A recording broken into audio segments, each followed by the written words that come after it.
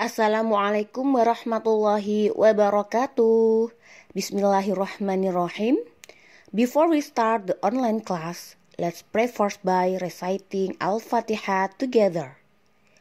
Which is stand for the first, Prophet Muhammad; the second, our parents; the third, teachers; the fourth, NU figures; the fifth, ourselves. Al-Fatihah.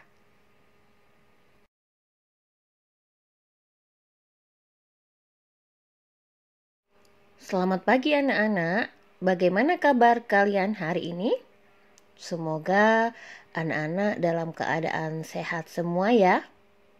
Masih semangat belajar dari rumah anak-anak hebat? Jangan lupa disiapkan dulu bukunya ya. Hari ini kita akan belajar tentang hidup rukun di masyarakat, tema 1, subtema 4, kelas 2.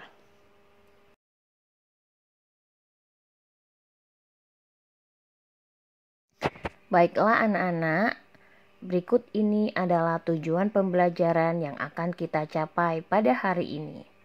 Yang pertama, siswa dapat memahami kalimat penolakan dan ciri-cirinya. Kedua, siswa dapat menemukan kalimat penolakan pada bacaan dan percakapan. Ketiga, siswa dapat membuat kalimat penolakan dengan benar. Keempat, siswa dapat menyebutkan contoh hidup rukun di masyarakat. Kelima, siswa dapat membuat karya kolase dari bahan daun kering.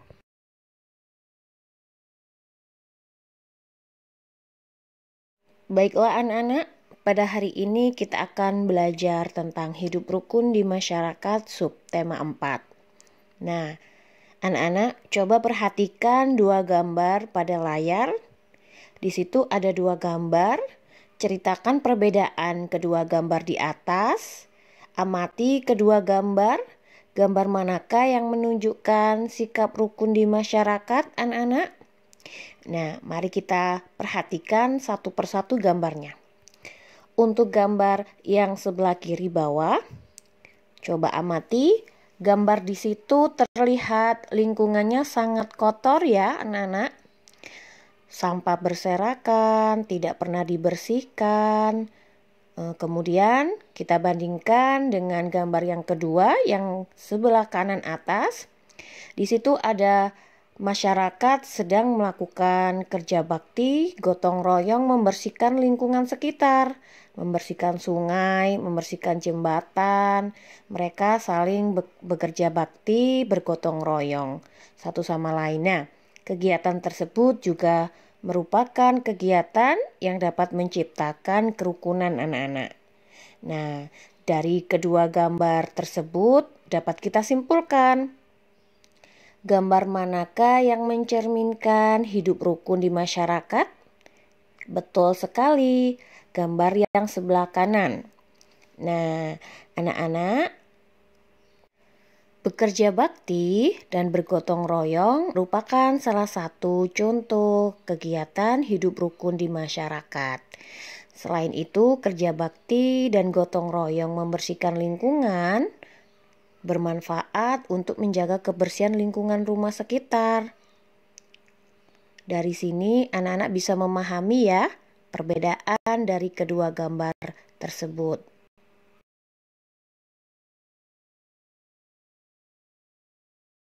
Selanjutnya anak-anak, di sini di halaman 141 ada 4 buah gambar.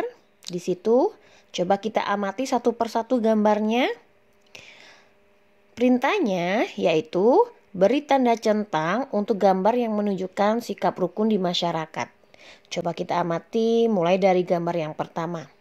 Gambar yang pertama ada seseorang yang jatuh dari motor. Kemudian dua orang lainnya ingin berusaha membantu atau menolong orang tersebut. Nah, anak-anak, sikap tersebut apakah menunjukkan sikap rukun di masyarakat? Betul ya? Maka gambar yang pertama kita beri tanda centang. Anak-anak bisa mengikuti ibu dari rumah. Di bukunya coba kalian beri tanda centang pada gambar yang pertama. Kemudian, untuk gambar yang kedua, anak-anak coba diperhatikan, di situ ada penduduk atau masyarakat sedang melakukan kerja bakti. Mereka sedang memperbaiki jalan atau membangun jembatan yaitu ya. Nah, apakah sikap tersebut menunjukkan sikap rukun di masyarakat? Betul sekali, mereka saling membantu, kerja bakti, bergotong royong, memperbaiki jalan. Maka, gambar yang kedua kita beri tanda centang. Kemudian, gambar yang ketiga. Gambar yang ketiga, di situ ada beberapa orang sedang melakukan musyawarah. Nah, apakah kegiatan bermusyawarah itu menunjukkan sikap rukun di masyarakat, anak-anak? Betul sekali. Kegiatan bermusyawarah merupakan salah satu contoh sikap yang menunjukkan sikap rukun di masyarakat. Maka, gambar yang ketiga kita beri tanda centang juga. Gambar yang terakhir, gambar yang keempat, perhatikan anak-anak, di situ banyak sampah berserakan, kemudian ada pakaian-pakaian yang jatuh berserakan, tidak pernah dibersihkan lingkungan rumahnya. Nah, di sini menunjukkan bahwa masyarakat sekitar tidak hidup rukun. Mereka tidak saling membantu untuk membersihkan lingkungan sekitar rumah mereka masing-masing. Nah, jadi untuk gambar yang keempat tidak kita beri tanda centang tapi kita beri tanda silang, anak-anak.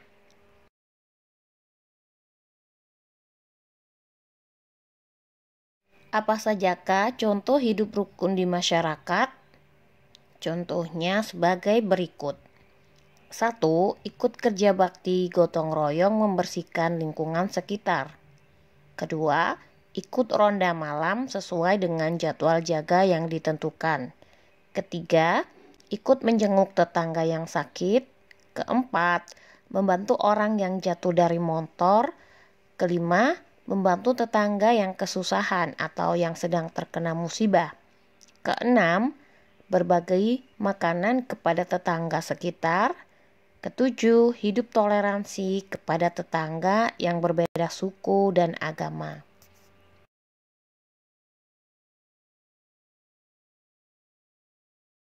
Merangkai gambar menjadi sebuah cerita. Urutkan gambar di bawah ini sehingga menjadi sebuah cerita. Untuk gambar yang pertama, anak-anak kita pilih gambar yang kiri sebelah bawah. Di situ ada Badu sedang mengajak Udin membuang sampah di got. Badu berkata, "Tidak apa-apa, Din. Ayo buang sampah di got agar lebih dekat dan mudah." Itu ajakan Badu kepada Udin. Tetapi Udin pun menolak. Udin berkata, "Aku tidak mau, Badu. Kita harus menjaga kebersihan lingkungan." Itu kata Udin. Nah, di sini kita bisa temukan anak-anak. Gambar yang pertama tadi, ajakan Badu untuk mengajak Udin membuang sampah di got. Itu gambar yang pertama, kita beri tanda 1, angka 1. Kemudian kalimat penolakan yang dikatakan Udin, itu gambar yang kedua. Di sini kita temukan kalimat penolakan. "Aku tidak mau, Badu." Dia menolak. Kita harus menjaga kebersihan lingkungan. Nah, itu adalah salah satu contoh penolakan, kalimat penolakan. Kemudian, gambar yang ketiga, gambar yang terakhir yang bawah sebelah kanan. Di sini Badu pun menyesal. Akhirnya dia berkata kepada Udin, "Terima kasih Udin, kamu sudah mengingatkan aku." Itu gambar yang ketiga. Anak-anak beri angka 3 pada gambar yang terakhir. Seperti itu.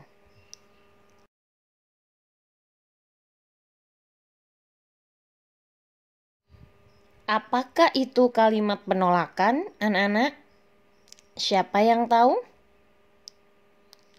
Nah, kalimat penolakan adalah kalimat yang digunakan untuk menolak suatu ajakan seseorang.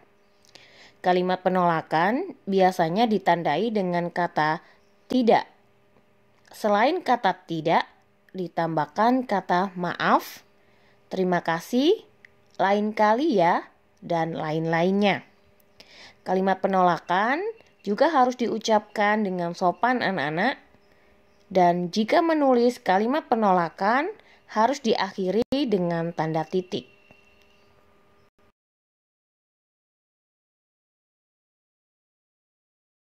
Contoh kalimat penolakan, maaf, aku tidak bisa ikut denganmu bermain karena aku sedang sakit perut.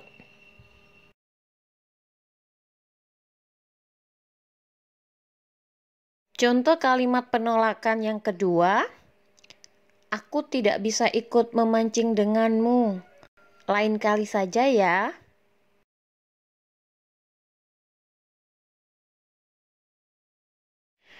Anak-anak, sekarang bukalah buku paket halaman 163. Perhatikan gambar percakapan di bawah ini. Menurutmu, manakah kalimat penolakan yang dapat menjaga kerukunan? Coba kita amati percakapan yang pertama. Ayo kita ikut bergotong royong membersihkan lingkungan. Temannya menjawab, tidak mau aku malas. Bekerja bakti itu melelahkan. Percakapan yang kedua, ayo kita ikut bergotong royong membersihkan lingkungan. Temannya pun menjawab, maaf, saya tidak bisa ikut bekerja bakti karena ada keperluan mendadak. Nah, dari kedua percakapan, sama-sama mengajak untuk bergotong royong membersihkan lingkungan. Namun, kalimat penolakan yang pertama, kalimatnya kurang sopan ya anak-anak. Jadi, kita harus mengucapkan kalimat penolakan dengan sopan dan disertai dengan kata maaf. Seperti itu. Jadi anak-anak, bisa kita simpulkan bahwa percakapan yang bawah merupakan kalimat penolakan yang dapat menjaga kerukunan. Karena apa? Karena kalimat penolakannya disertai dengan kata maaf. Kalimatnya lebih sopan daripada kalimat percakapan yang pertama, gitu.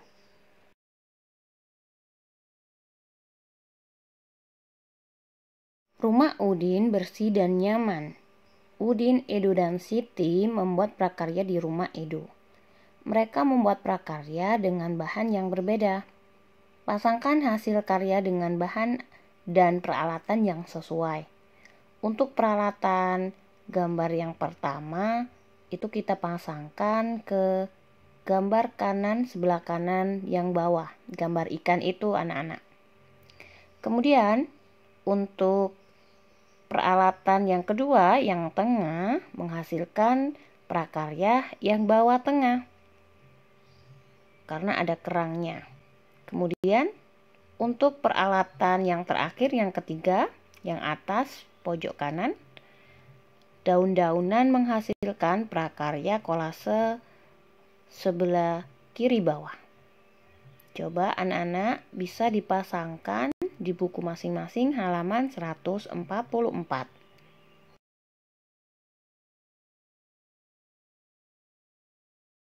Mari kita tuliskan alat dan bahan yang digunakan Udin, Edo, dan Siti. Peralatan yang digunakan oleh Udin antara lain yaitu kertas gambar, pensil, lem, daun kering, pensil warna, krayon, dan spidol. Untuk peralatan Siti antara lain kertas gambar, pensil, lem, pasir, kulit kerang, pensil warna, krayon, dan spidol. Sedangkan untuk peralatan Edo antara lain kertas gambar, pensil, lem, biji-bijian seperti biji kacang hijau, kacang merah, beras, kacang kedelai, dan jagung.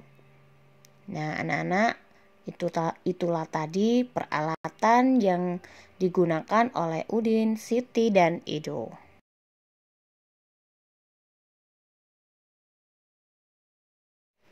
Apa itu kolase? Kolase adalah karya seni rupa dua dimensi yang menggunakan bahan dasar bermacam-macam yang ditempelkan pada suatu gambar. Kolase biasanya dihasilkan dari berbagai bahan alam dan olahan, misalnya biji-bijian, daun kering, kerang, kayu, kain flanel, plastik, ranting, dan lain-lainnya. Perhatikan di bawah ini ada beberapa gambar contoh kolase.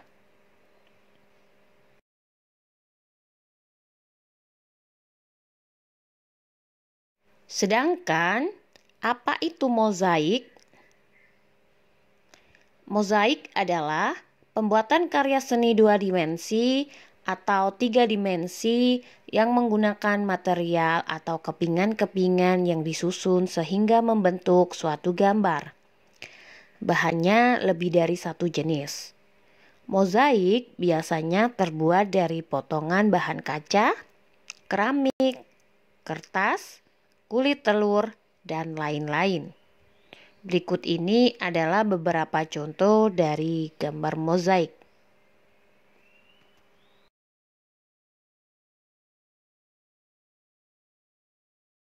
Memahami percakapan. Bukalah buku paket halaman 170. Di sini ada percakapan antara Made dan Udin. Udin berkata, "Made, ayo kita berolahraga bersama di lapangan." Made pun menjawab, "Maaf Din, kali ini aku tidak bisa ikut olahraga." "Tidak apa-apa Made, apakah kamu akan pergi ke suatu tempat?" Made pun menjawab, "Betul Din, aku akan mengunjungi paman bersama keluargaku." Udin berkata lagi, "Baiklah, selamat bersenang-senang." "Terima kasih Udin." Pertanyaan yang pertama, siapkan pensilnya.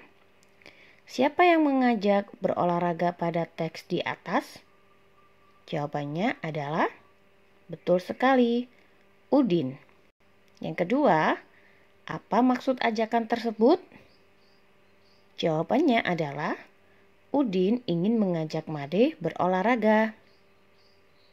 Soal yang ketiga, siapakah yang menolak ajakan? Jawabannya adalah Made. Soal keempat, mengapa ia menolak ajakan tersebut? Jawabannya adalah karena ingin mengunjungi pamannya bersama keluarga. Nomor 5, tuliskan kalimat penolakan yang diucapkan. Jawabannya adalah, "Maaf Din, kali ini aku tidak ikut berolahraga." Seperti itu anak-anak.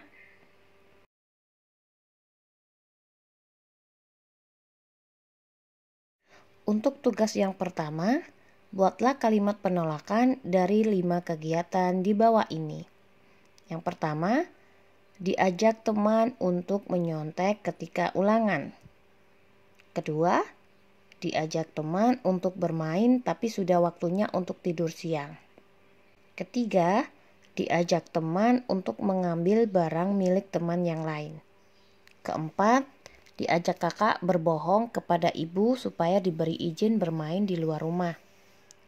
Kelima, diajak teman untuk meninggalkan sholat karena lebih mementingkan bermain di luar.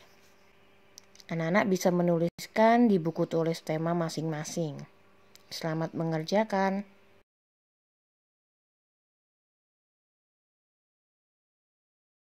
Tugas yang kedua, membuat karya seni kolase dari bahan daun kering. Karena pada waktu kelas 1 dulu sudah pernah membuat kolase dari bahan biji-bijian dan kertas. Maka sekarang ganti untuk bahannya adalah daun kering. Tema gambarnya bebas ya anak-anak. Nanti ibu beri contoh gambar kolase dari bahan daun kering.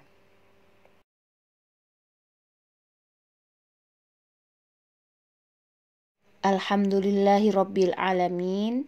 Before we end today's online class, let's pray together by reciting Al-Asr so that the material we have learned is useful in the world and hereafter. Amin. Wassalamualaikum warahmatullahi wabarakatuh.